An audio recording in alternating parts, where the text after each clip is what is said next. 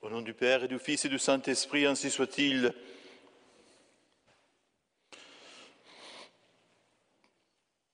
Les paroles manquent aujourd'hui pour exprimer notre joie.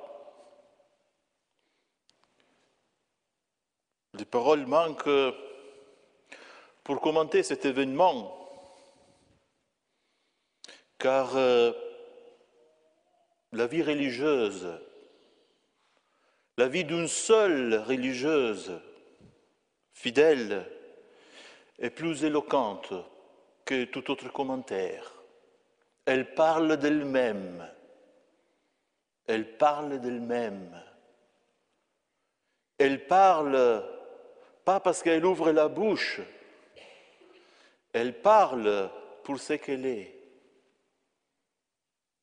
Et que dire donc aujourd'hui, alors que vous êtes toutes réunies, après 50 ans? Comment résumer ces 50 ans? Comment résumer, autant que nous puissions le faire, comment résumer l'avenir de cette congrégation? Comment résumer l'avenir de chacune d'entre vous? Comment remercier la Providence? Parce que nous sommes ici pour cela. Eh bien, je pense que aujourd'hui, plus que jamais, il faut que nous nous posions la question. Qu'est-ce que c'est une sœur de la fraternité? Qu'est-ce qu'une sœur de la fraternité a de particulier, de propre, qui rende sa vocation unique? Pourquoi la Providence a voulu cette congrégation, mais avec cette règle et pas une autre?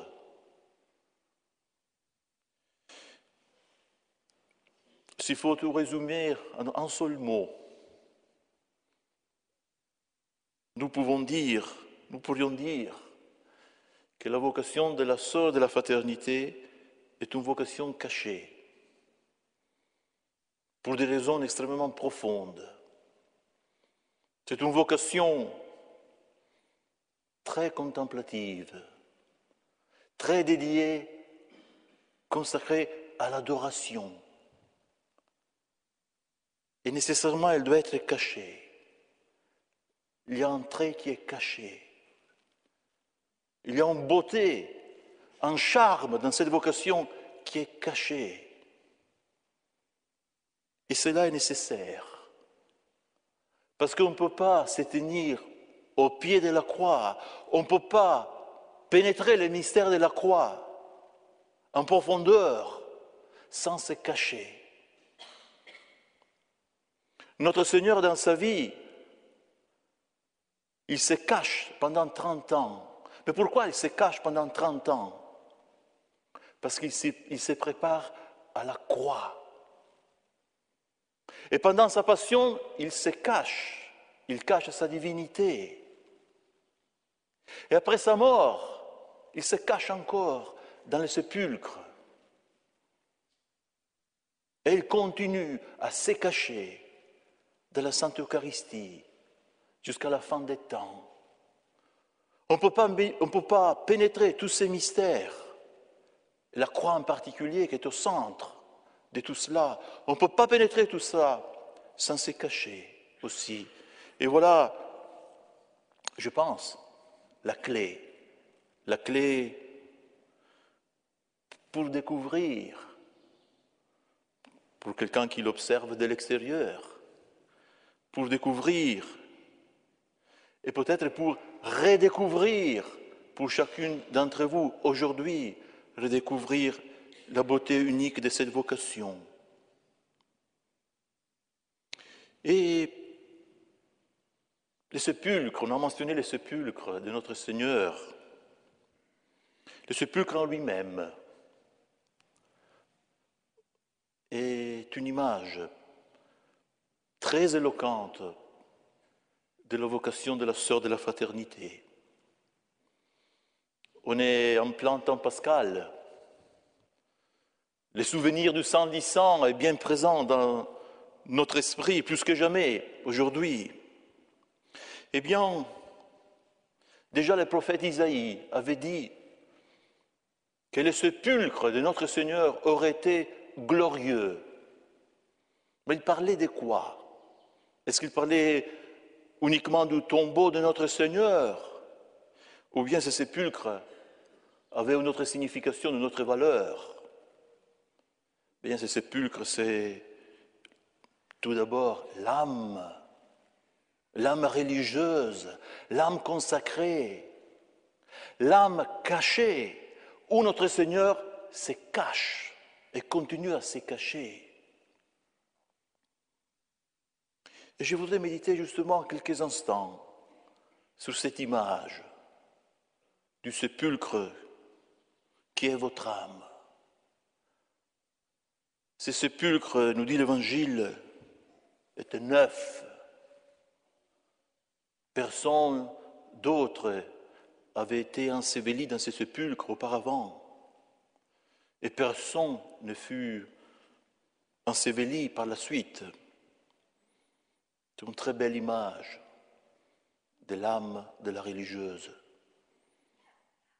Personne ne peut rentrer sinon notre Seigneur.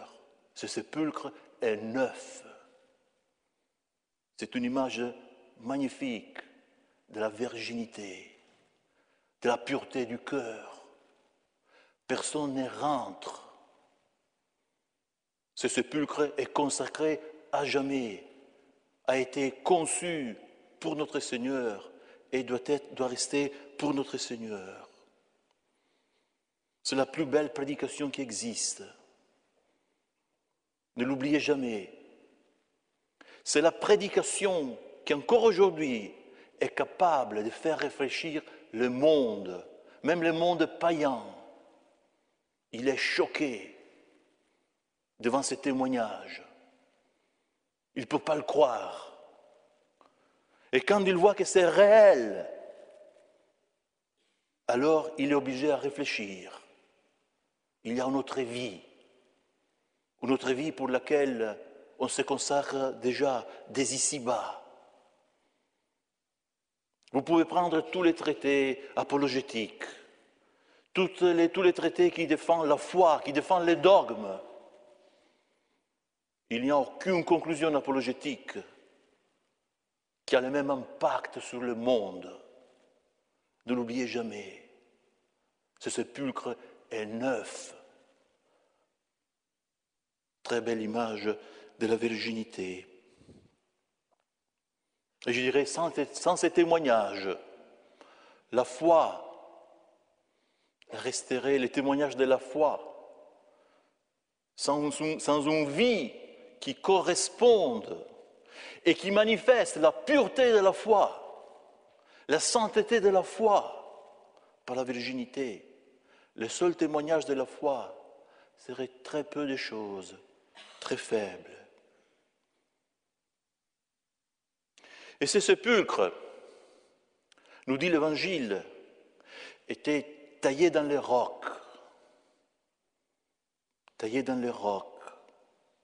C'est pas facile. C'était pas facile à l'époque de tailler dans les rocs un sépulcre. Il fallait creuser dans la pierre, dure. Qu'est-ce que cela signifie? Ça signifie qu'on ne peut pas garder ces trésors de la vie religieuse sans se faire violence, sans constance, sans force. Mais cette force, pour tailler la pierre, pour tailler ce qu'il y a de plus dur, pour vaincre la nature, cette force, c'est notre Seigneur lui-même qui la donne, caché dans ses sépulcres, vivant dans ses sépulcres, celui qui la communique, celui qui encourage constamment l'âme de la religieuse. Et un autre détail important dont on saisit facilement la signification, Le sépulcre de notre Seigneur était tout près du calvaire. Notre Seigneur n'a pas été enseveli dans un autre endroit de Jérusalem.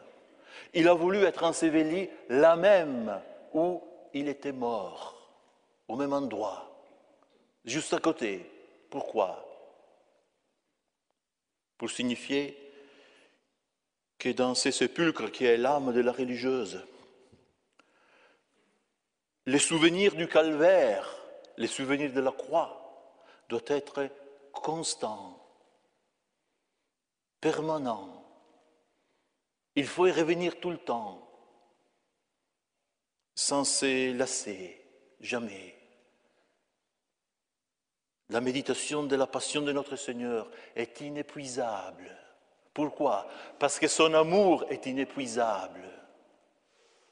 L'étendue, la portée de son amour nous échappe. Et par conséquent, sa passion, qui est la manifestation la plus sublime de son amour, est inépuisable. Et cela alimente l'amour dans l'âme de la religieuse. Nous venons de chanter cette magnifique séquence où finalement, qu'est-ce qu'on demande à Notre-Dame? On lui demande de nous introduire toujours davantage, toujours plus en profondeur dans ces mystères. Fac me cruce inebriari. Rends-moi ivre de la croix, ivre de la croix. Fac me plagis vulnerari. Je veux être moi aussi blessé avec les plaies de notre Seigneur, les mêmes plaies. Pourquoi? Parce que ces plaies sont encore une fois la manifestation externe de son amour. Magnifique. Et une grosse pierre énorme, avait été mise à la porte de ce sépulcre. Qu'est-ce que cela signifie? Cela signifie que ce trésor, qui est la vie religieuse, ce trésor qui est dans l'âme de chacune d'entre vous, doit être protégé par une grosse pierre. La pierre de vos engagements, la pierre de vos règles, la pierre de vœux, la pierre de l'obéissance, la pierre de la pauvreté. C'est une pierre inamovible, pour protéger le cœur, pour protéger les pensées, pour protéger les affections, pour tout diriger envers celui auquel tout a été consacré une fois pour toutes. Il faut mettre cette pierre, il ne faut jamais l'enlever. Même pas d'un millimètre. Cette pierre garde quelque chose d'extrêmement précieux. Et un dernier détail.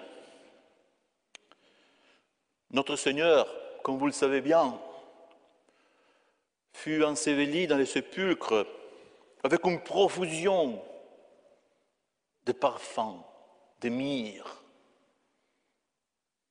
plusieurs dizaines de litres. C'est une quantité énorme qui choque. On ne faisait pas ça normalement, même pas pour l'ensevelissement d'un riche.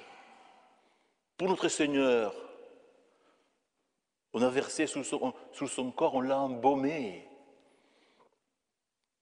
avec des dizaines et dizaines de litres de parfums. Pourquoi? Encore une fois, pourquoi tous ces détails? Parce que la religieuse qui accueille notre Seigneur dans son âme, la religieuse qui est véritablement le sépulcre de notre Seigneur, le sépulcre vivant de notre Seigneur, ne calcule pas combien elle donne, combien de parfums, comme Marie-Madeleine, à laquelle Judas a reproché d'avoir dépensé trop pour notre Seigneur. et notre Seigneur qui l'encourage, qui la justifie. Elle a fait cela pour ma sépulture. Mais vous voyez qu'il y a une signification derrière qui est très profonde, qui est spirituelle, qui est morale. C'est la consacration de notre Seigneur de tout ce que nous avons, de tout ce que nous avons de plus précieux. Toutes ses vertus, les vertus d'une religieuse, sa mortification, sa vie cachée et son amour. Il y a un dernier détail qui nous permet, de quelque manière, de dire ce que doit être à l'avenir la vie d'une religieuse. La vie d'une religieuse, où est-ce qu'elle aboutit? Où elle mène la vie d'une religieuse? Votre avenir, il est où votre avenir? Eh bien, toujours dans l'Évangile, on a la réponse. Après avoir enseveli notre Seigneur avec cette profusion de parfums, les saintes femmes ont attendu les jours de la résurrection pour apporter encore plus, pour pouvoir encore faire quelque chose pour notre Seigneur, encore plus de parfums. Humainement parlant, ce n'est pas logique. On avait déjà versé sur ce corps tout ce qu'on pouvait verser. Mais vous voyez que la charité ne se donne pas de limites. La charité ne calcule pas. Une vraie religieuse ne calcule pas. Elle veut donner davantage. Elle veut apporter davantage. Et elle vit dans cette attente de pouvoir donner davantage, ses désirs. Et dans ses désirs, elle se consume. Elle passe ses jours. Voilà la vie religieuse. Et le jour de Pâques, elle a sa surprise. Alors, elle est trouvée pleine de ferveur, en voulant encore donner quelque chose à notre Seigneur. Et elle trouve notre Seigneur glorieux, ressuscité. Ça sera comme ça, mes chères sœurs, votre avenir. Les jours de Pâques, les jours de votre Pâques, les jours de la Pâques de chacune d'entre vous. Quand vous irez vers notre Seigneur avec vos parfums, avec vos boîtes, qui représentent tout ce que vous voudriez encore lui offrir, les jours de votre Pâques, quand vous les rencontrerez, quand vous les verrez, c'est Saint Paul qui le dit, vous serez glorifiés avec lui en titre particulier. La gloire de la résurrection sera votre gloire, un titre spécial. Saint Paul résume tout ça parfaitement quand il dit « Vous êtes mortes au monde et ensevelies avec le Christ dans les tombeaux, dans le même sépulcre qui est votre âme. Et lorsque notre Seigneur apparaîtra à nouveau, lui qui est votre vie, alors vous aussi, cachés ici sur terre, alors vous aussi, vous allez paraître avec lui dans la gloire, avec un rayon de sa propre gloire. Voilà la Pâque.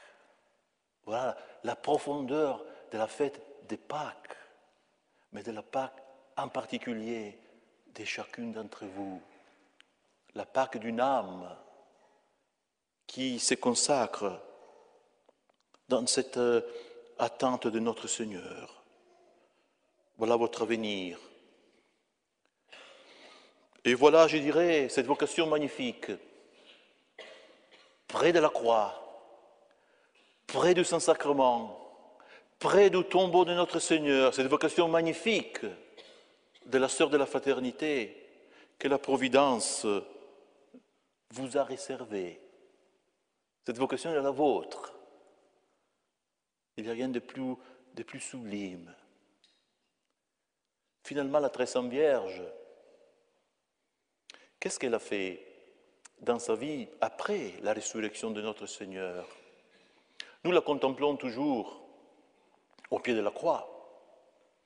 Mais après le Vendredi Saint, toutes les années que Notre-Dame a passées ici sur terre, qu'est-ce qu'elle a fait? Qu'est-ce qu'elle a attendu?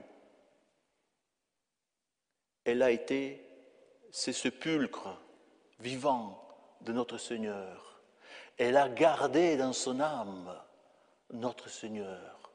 Elle a gardé dans son âme tous les souvenirs de la vie et en particulier de la passion de notre Seigneur, en attendant elle-même exactement la même chose que chacune d'entre vous attendent.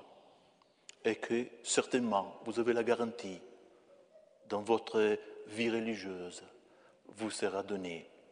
Ainsi soit-il, au nom du Père et du Fils et du Saint-Esprit, ainsi soit-il.